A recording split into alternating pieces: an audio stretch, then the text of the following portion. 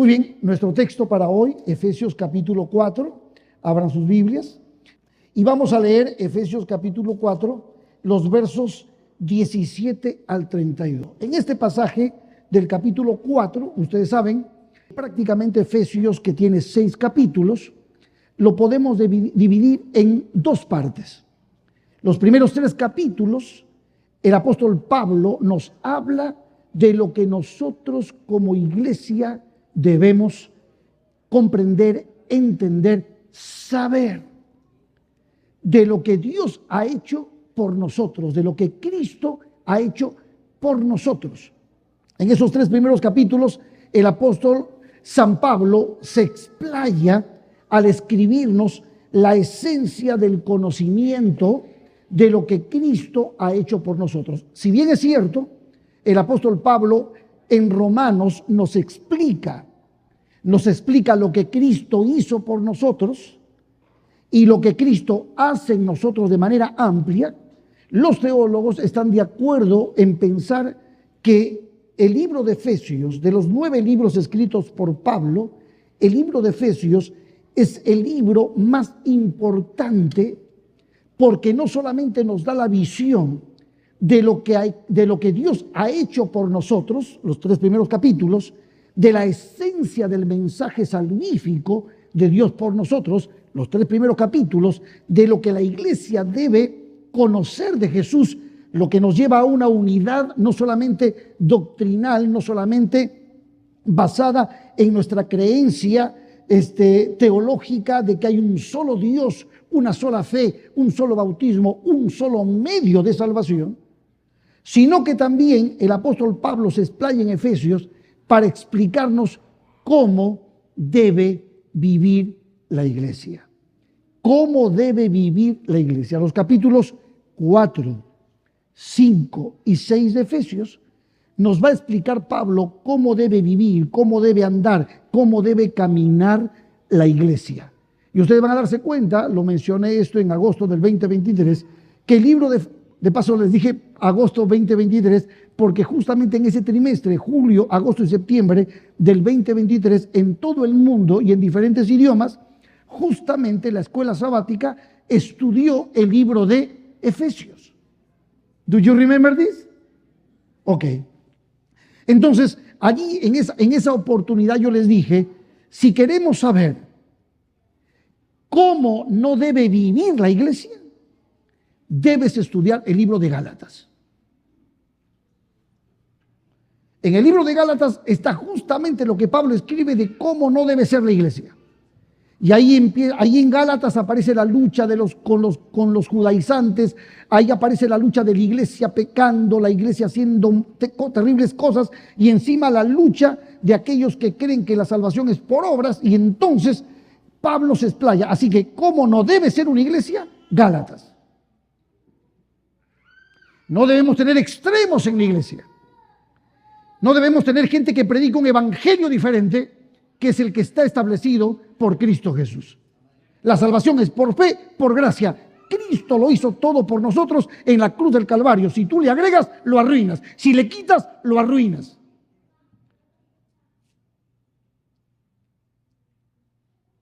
Y ahí Pablo nos dice en Gálatas que no podemos estar en los extremos. Los extremos de aquellos que piensan que la salvación se paga por obras, o los extremos de aquellos que piensan que el amor, y vive como quieras, haz lo que quieras, porque al fin de cuentas Jesucito te ama con todo su corazón, con toda tu alma y con todas sus fuerzas. ¿Esos extremos? No. Entonces, ¿quieres saber cómo no se debe vivir en la iglesia? Gálatas. ¿Quieres saber cómo debe ser una iglesia equilibrada? Efesios. 3 primeros capítulos, el conocimiento de cómo Dios nos salva. El Padre planifica tu salvación. Jesucristo la ejecuta a la perfección en la cruz del Calvario. Y el Espíritu Santo la completa inside you, dentro de ti. Y entonces Pablo, en los capítulos 4, 5 y 6, nos habla de cómo vive esa iglesia, cómo camina esa iglesia. De paso, desde la primera vez que lo encarcelaron a Pablo, Pablo estaba en Roma cuando escribe este libro de Efesios. Pablo estaba en Roma por ahí por el 61 y en el 62 se cree que se escribió el libro. Es más, desde Roma Pablo escribió 4 de sus 9 epístolas. Escribió Colosenses, Filipenses, Filemón y Efesios. Desde allí escribe Pablo y le da a la iglesia, con el libro de Efesios, una visión de unidad, una visión general. ¿Qué debe creer y cómo debe vivir la iglesia? La coherencia entre lo que crees y lo que vives. Lo que crees se evidencia a través de lo que tú vives. Y entonces, dentro de esos párrafos está justamente el capítulo 4, los versos 17 al 32. Noten, esta parte la voy a dividir en dos. La primera parte la voy a llamar el contraste entre el vivir en Cristo y el estar lejos de Cristo. Y en la segunda parte la voy a llamar la vida práctica de la persona que está saludable mentalmente, que es coherente, es íntegra, y cómo vive esa persona. Noten, dice así, verso 17. Esto pues digo y requiero en el Señor, que ya no andéis como los otros gentiles que andan en la vanidad de su mente. Subrayen la frase, vanidad de su mente. Teniendo el entendimiento entenebrecido, oscurecido, en tinieblas, ajenos de la vida de Dios. ¿Por qué? Por la ignorancia que en ellos hay. ¿Por qué ignorancia? Por la dureza de su corazón, los cuales, resultado, después que perdieron toda sensibilidad, se entregaron a la lascivia para cometer con avidez toda clase de impureza.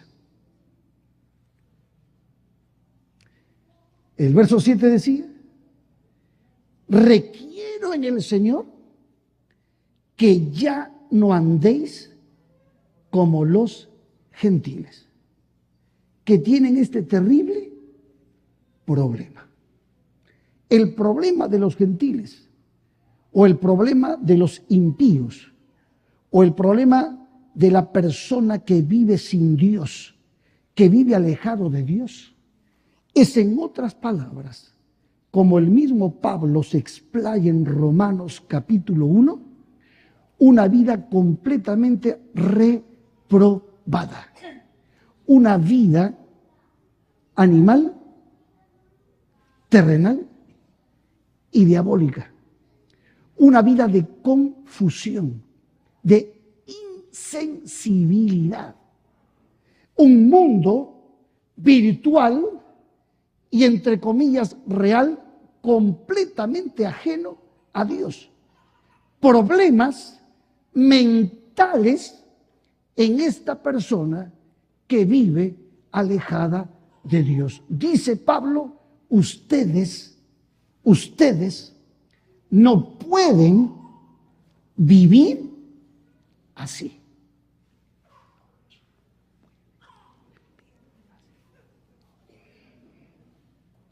Ahora Pablo está hablando de problemas mentales reales.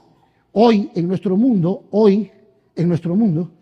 psicólogos, psiquiatras, ingenieros de la mente, gente que conoce muy bien los detalles de cómo funciona, son los especialistas que tratan de ayudarnos a salir de los hoyos profundos mentales que hoy tenemos, producidos justamente por nuestros fracasos del pasado producidos justamente por las frustraciones en nuestro proceso de crecimiento evolutivo, fracasos porque no tuvimos el ambiente adecuado cuando éramos niños, no tuvimos el papá funcional que debíamos haber tenido, no tuvimos la mamá funcional que deberíamos haber tenido, enfrentamos en el mundo, en el macroescenario, enfrentamos cantidad de situaciones difíciles, guerras, pleitos, contiendas, competencias, gente enferma, gente tóxica, dirigentes tóxicos, políticos tóxicos, gobiernos tóxicos, totalitarios, gobiernos completamente liberales, desequilibrados.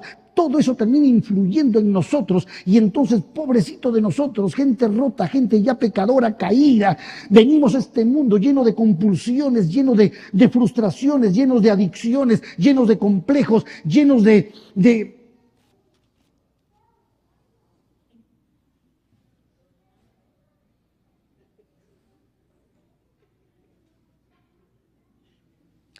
más perdidos que un sapo en la neblina.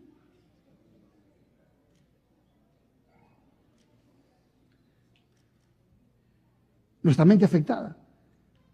Hoy lo podemos ver. Hay políticos que tienen la mente afectada. Dirigentes gubernamentales enfermos mentalmente. Dirigentes religiosos enfermos mentalmente. Tenemos empresas que han progresado muchísimo con enfermos mentales dirigiéndolas. Y ustedes quieren saber mucho más de esto. Gente que no cree en Dios. Gente que se alejó completamente de Dios. Gente que lo que hace es simplemente mantener poder, riqueza y fama a costa de todo. Venden a sus padres, a sus madres, venden a sus hijos, venden, cuando digo venden, me refiero, no les importan los valores, no les importan los conceptos de gozo, plenitud, felicidad, no les importa el concepto de Dios, no les importa el concepto de eternidad, no les importa ni la esperanza, no les importa absolutamente nada. Y Pablo, cuando está hablando aquí en Efesios, está refiriéndose a lo que él se explayó en Romanos capítulo 1, cuando dice, estos, dice Romanos capítulo 1, habiendo conocido a Dios, no le glorificaron como a Dios, ni le dieron gracias, sino que se envanecieron en sus razonamientos, y su necio corazón, o sea, su necia mente, fue entenebrecida. Verso 22, profesando ser sabios, se hicieron necios, porque cambiaron la gloria de Dios incorruptible, la cambiaron en semejanza de imagen de hombre corruptible, de aves, de cuadrúpedos, de reptiles, por lo cual también Dios los entregó a la inmundicia en las concupiscencias de sus corazones, de modo que deshonraron entre sí sus propios cuerpos, sus varis, ya que cambiaron la verdad de Dios por la mentira, honrando y dando culto a las criaturas antes que al Creador. Y por eso Dios los entregó. Noten, piensen en gobiernos, piensen en empresas, piensen. Y Pablo dice, no puedes andar así. Dice, por eso Dios los entregó a pasiones vergonzosas, pues aún sus mujeres cambiaron el uso natural por el que es contra la naturaleza, el que lee entienda.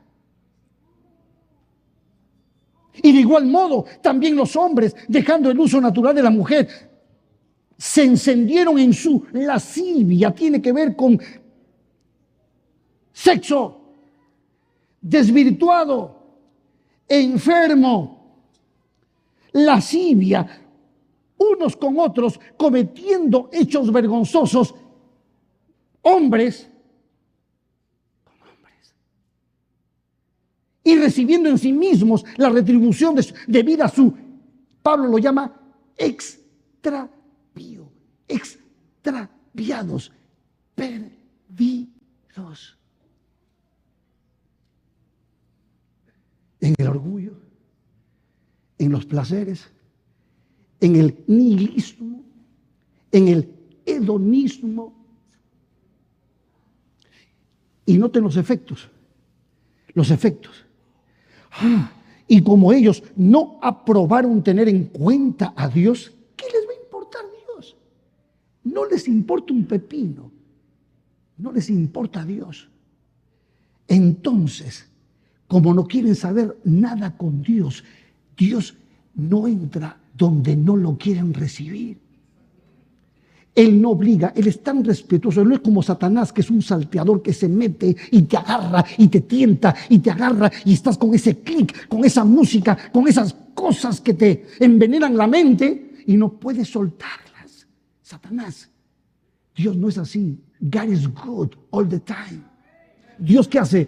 Él toca la puerta y llama. Él no va a avasallar, Él es un caballero. Pero el que no quiere nada con Dios, tú no necesitas elegir a Satanás. Basta con que tú no quieras nada con Dios, estás del otro lado, porque solamente hay dos caminos. Only two way. ¿Lo dije bien? Way.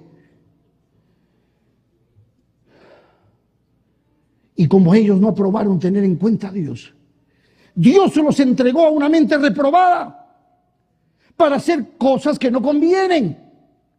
Y entonces dice, como están lejos de Dios, están atestados, están a full, están llenos, están apretados ¿de qué?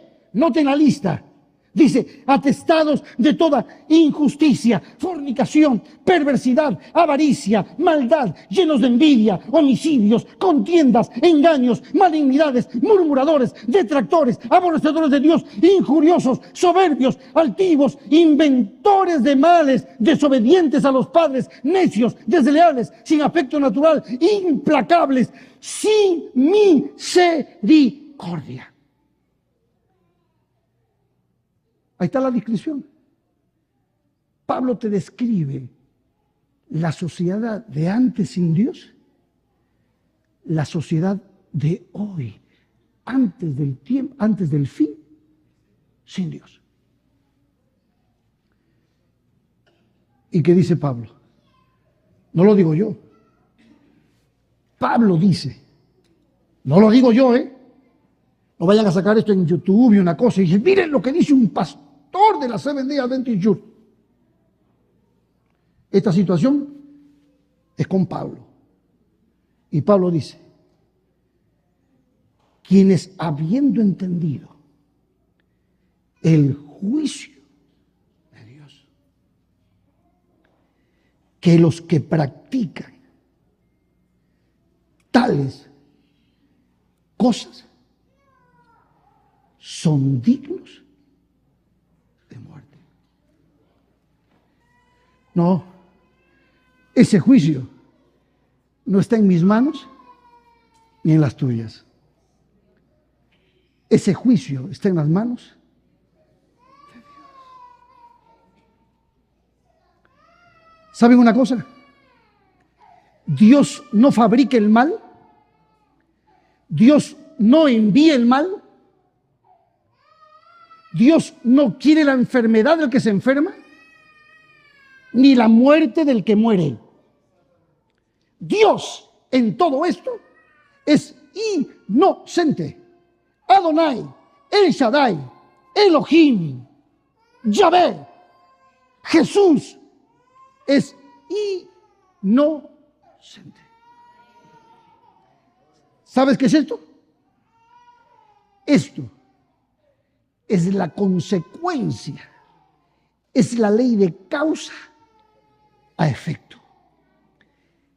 Todo lo que el hombre sembrare, eso también segará.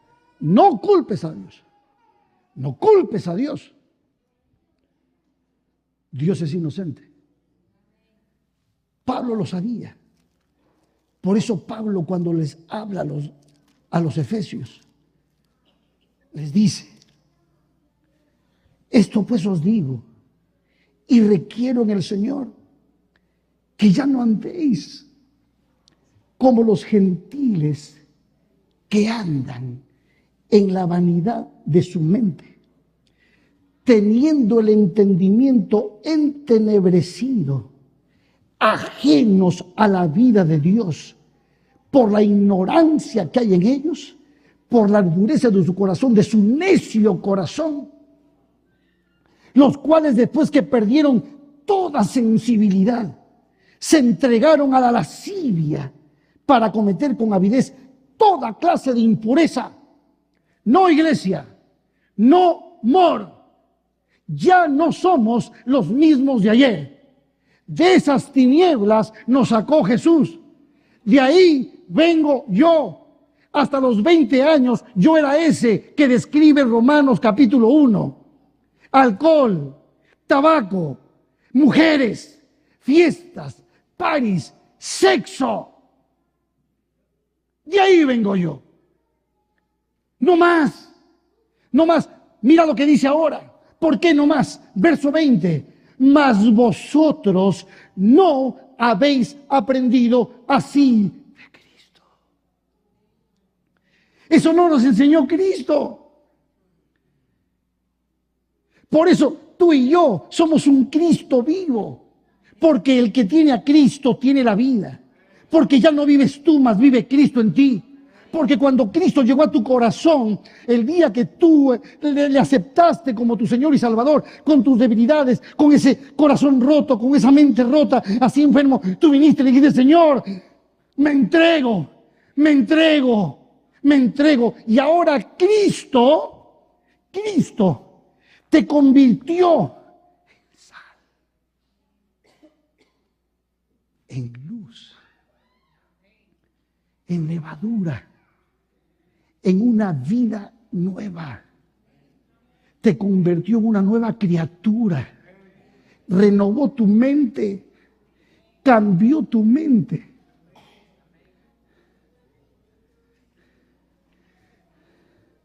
Yo vengo de una sociedad donde ser mujeriego era normal. ¿Tú crees que alguna vez yo pensé, a mis 18, 19 años, un día casarme y tener una esposa para siempre? ¿Tú crees que ese valor estaba en mí? Con tantas chicas bonitas que había en la calle. ¿Tú crees? No.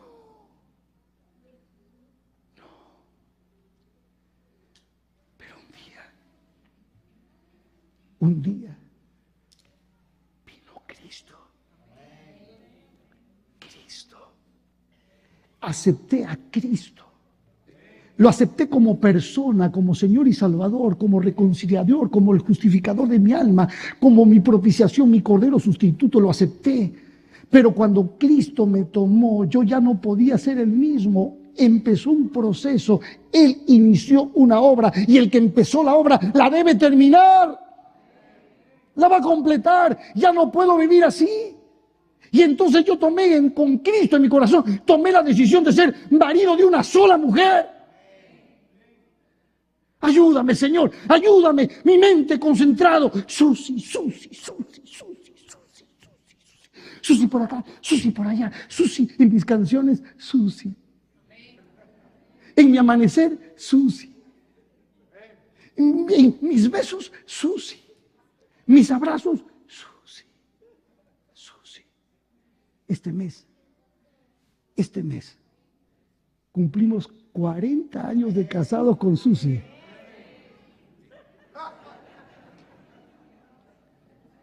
¿Quién hizo eso? ¿Quién hizo eso? Dime quién hizo eso. ¿Se puede o no? ¿Se puede vivir y amar la misma mujer? ¿Sabes? Todos los días se lo digo.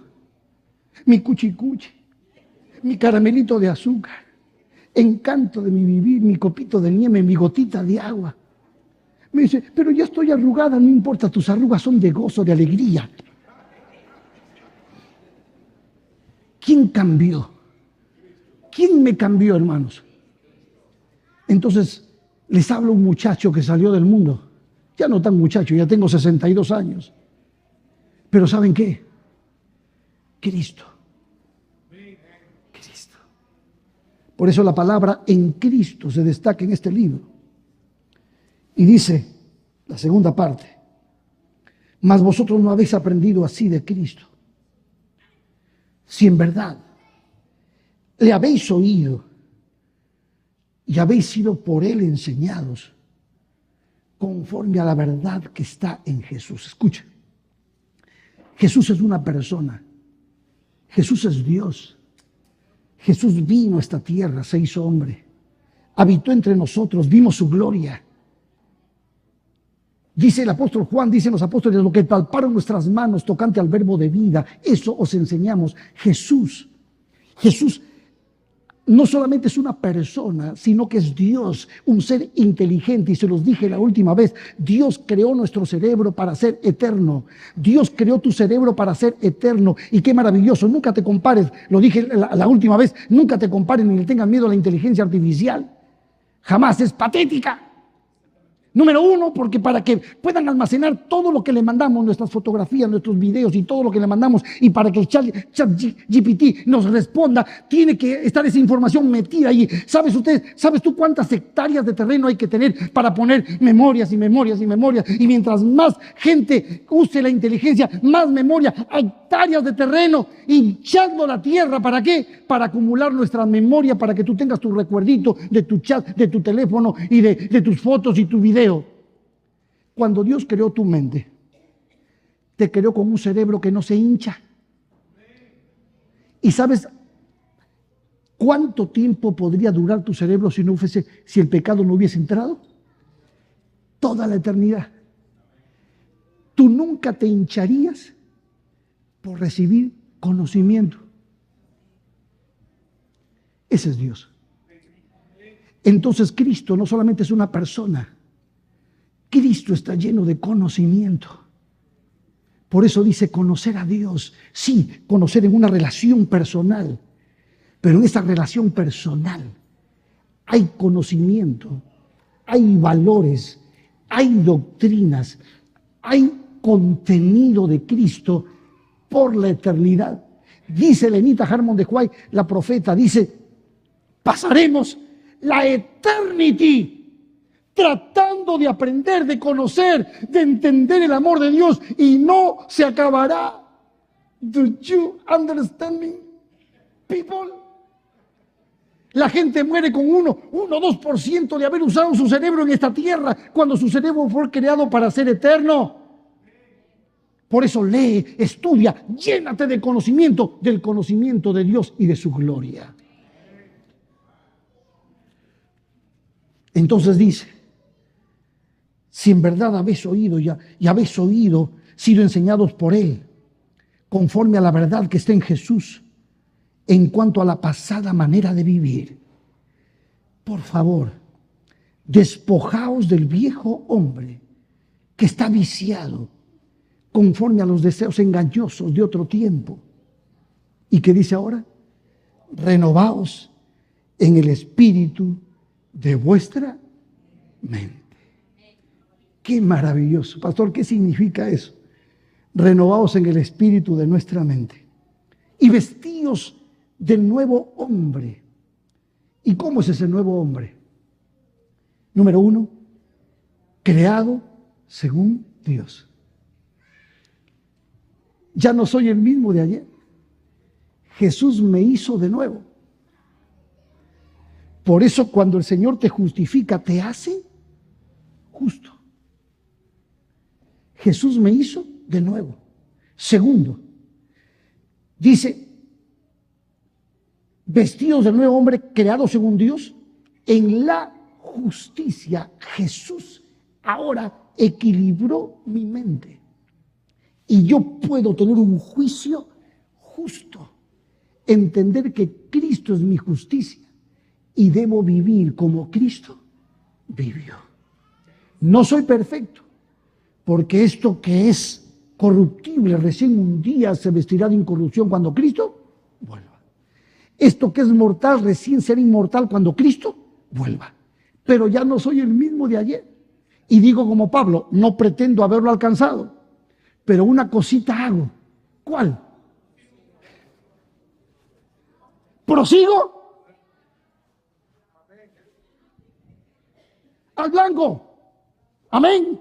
No somos perfectos, pero ya no somos lo mismo de ayer. Si antes eras tú un regañón, un chismoso, un criticón, ahora criticas menos. ¿Ok?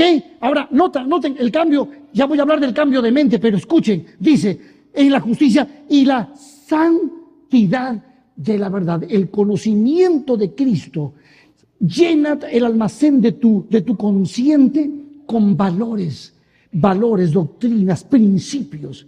Por lo tanto, tú eres una persona íntegra, coherente cuando estás a solas, que cuando estás en grupo.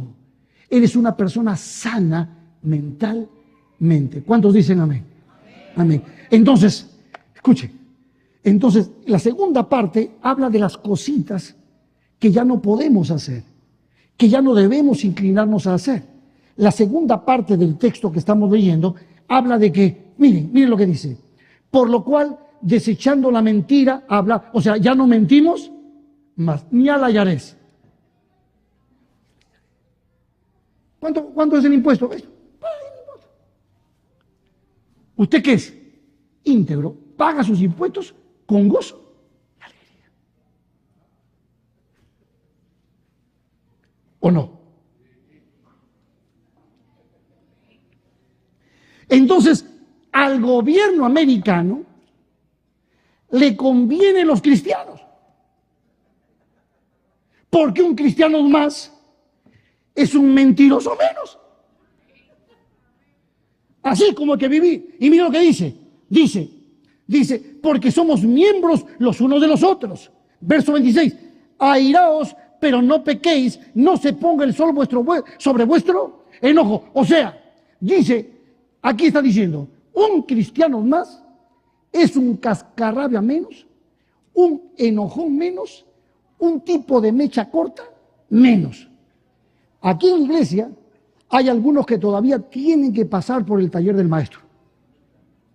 Porque algunos de ustedes, no, que yo soy de Argentina, que yo soy de Cuba, que yo soy de... Y así mi país así. Momentito, señor. Ustedes necesitan tratamiento espiritual, pueden venir conmigo, que yo con un par de... Escuchen. No, que somos de mecha corta, tu abuela. Los señores, antes eras de mecha corta. ¿Ahora qué eres? Longánime, paciente, conversas, dialogas, tienes una conversación crucial, importante y coactiva. De paso, son un par de libros que estoy leyendo ahora. ¿Ya? Una conversación donde tú vas al punto, sin ofender, y aclaras los asuntos, ¿en qué? En paz. El pastor ya no tiene lucha con el ancianito ese que es de mecha corta, que cree que todo lo domina. No, ahora dialogan, conversan, longánimes, no se enojan, respiran profundo antes de discutir. Y entonces tratan asuntos sin tomarlo de manera personal. ¿Y los matrimonios? No, que mi mujer es...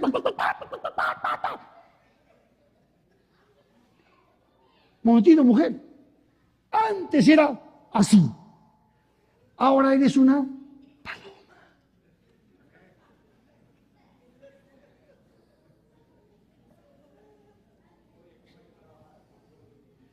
Y si hay alguna cosita que sucede, conversen, hablen, aclaren a la altura de Cristo.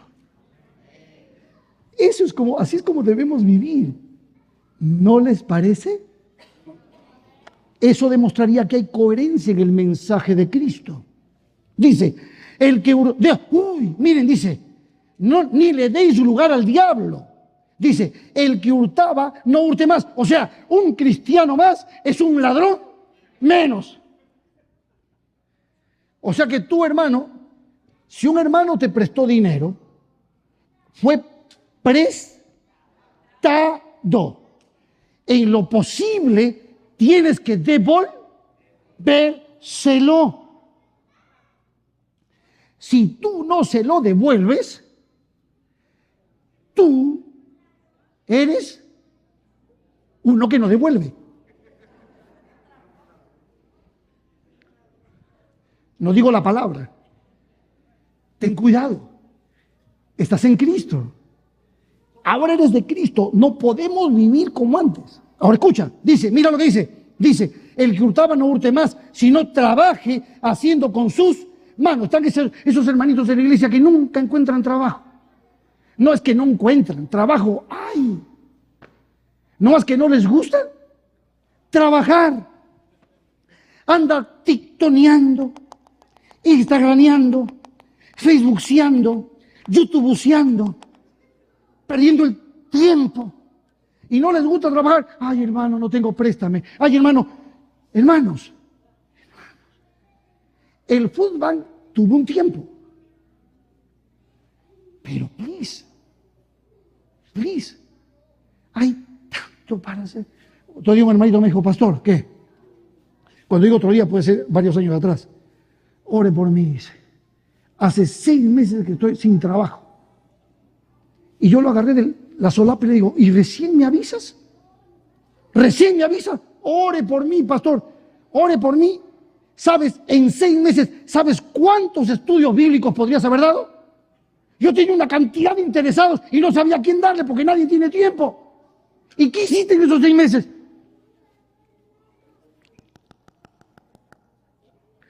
Si tú estás sin trabajo y no sabes qué hacer, el pastor tiene cantidad de nombres para que vayas a visitarlos, des estudios bíblicos, ores por él. Y en el fútbol, el pastor te va a dar tu bizcocho.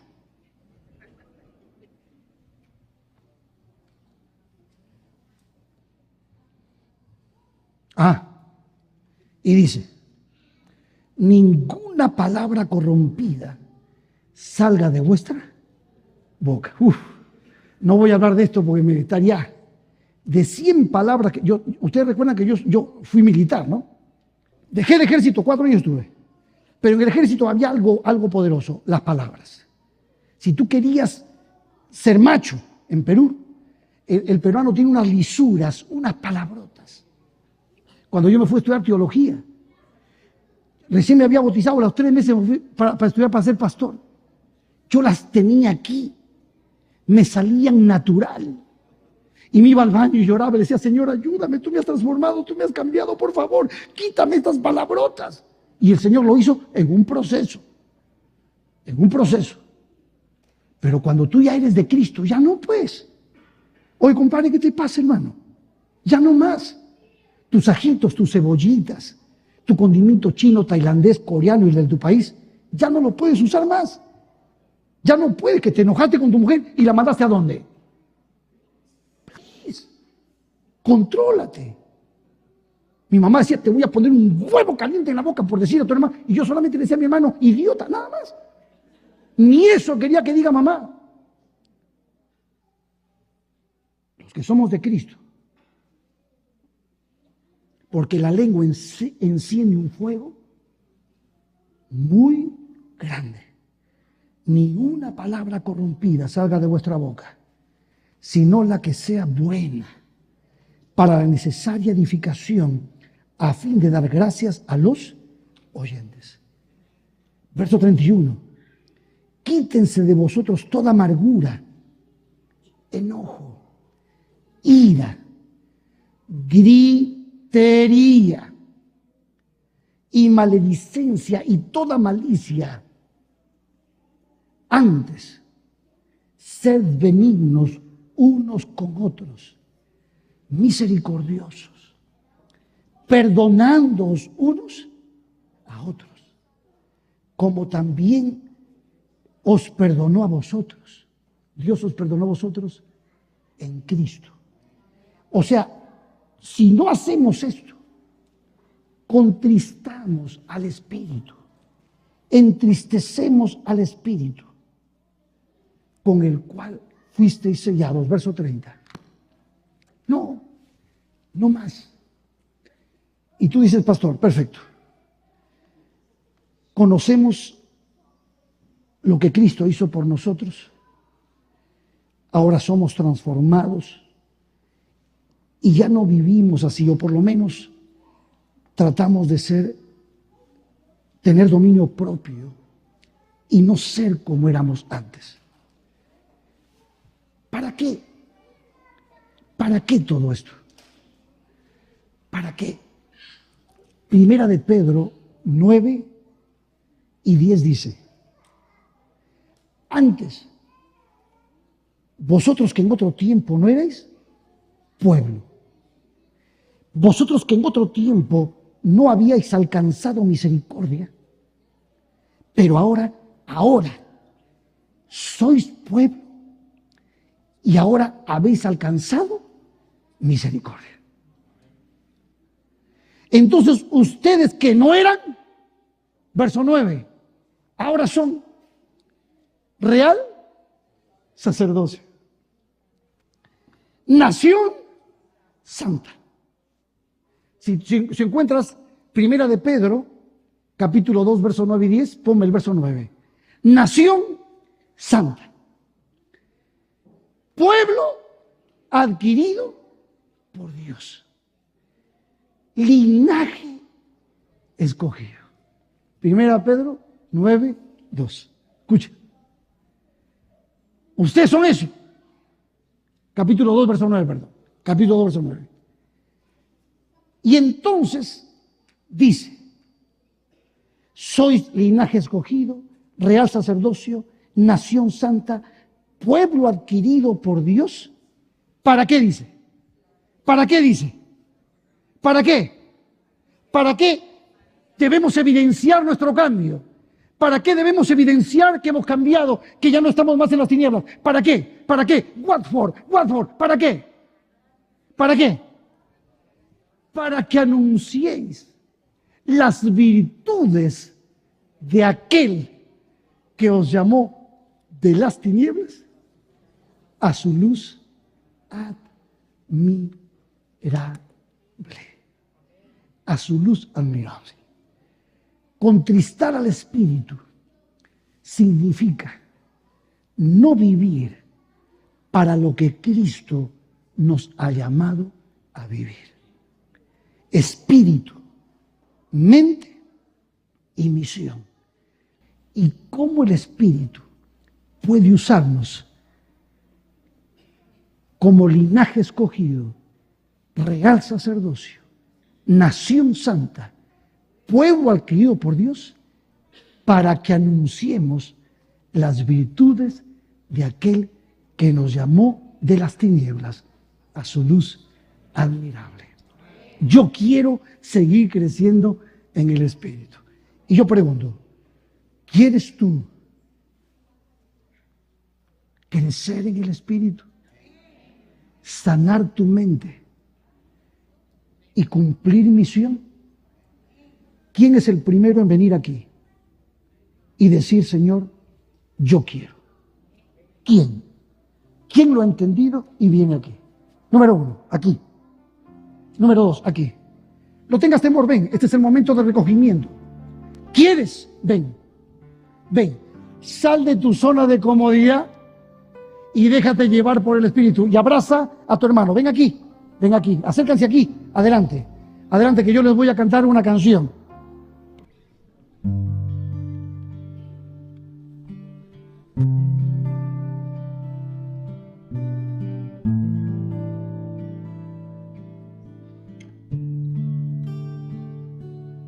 Jesús,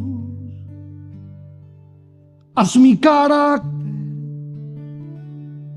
más como el tuyo. Yo quiero ser. Jesús, haz mi carácter más como el tuyo. Yo quiero ser. Porque en esta vida hay cosas que pasan que yo no entiendo. Porque yo quiero demostrar tu amor a cada instante. Hazme hacer tu voluntad y morir a mi viejo hombre. Haz mi carácter más como el tuyo, yo quiero ser. Poderoso Dios, aquí hay hombres y mujeres, niños, jóvenes y adultos que luchan, Señor. Son miembros de tu iglesia que necesitan seguir creciendo en la fe de Jesús, que necesitan depositar tus valores y convertirse en valores absolutos en sus mentes, que necesitan saber priorizar las cosas, qué es lo primero y qué es lo segundo, Señor, que necesitan entender el tiempo en el que estamos viviendo y que tú nos has llamado a renovarnos en el espíritu y en nuestra mente. Por eso, Señor, Jesús, haz mi carácter más como el tuyo, yo quiero ser. Oh mi Jesús, haz mi carácter, cántalo conmigo, más como el tuyo, yo quiero ser. Yo quiero ser, porque en esta vida hay cosas que pasan que yo no entiendo, porque yo quiero demostrar tu amor a cada instante. Hazme hacer tu voluntad, hazme hacer tu voluntad y morir a mi viejo hombre. Haz mi carácter más como el tuyo, yo quiero ser. Oh poderoso, haz mi carácter más como el tuyo, yo quiero ser. Oh Señor, haz mi carácter más como el tuyo, yo quiero ser.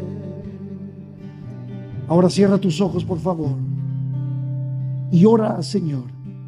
Y dile tú, solamente de manera personal, mi Jesús, dile, mi Jesús, aquí estoy. Tú me conoces mejor que nadie. Necesito que me cambie, Señor.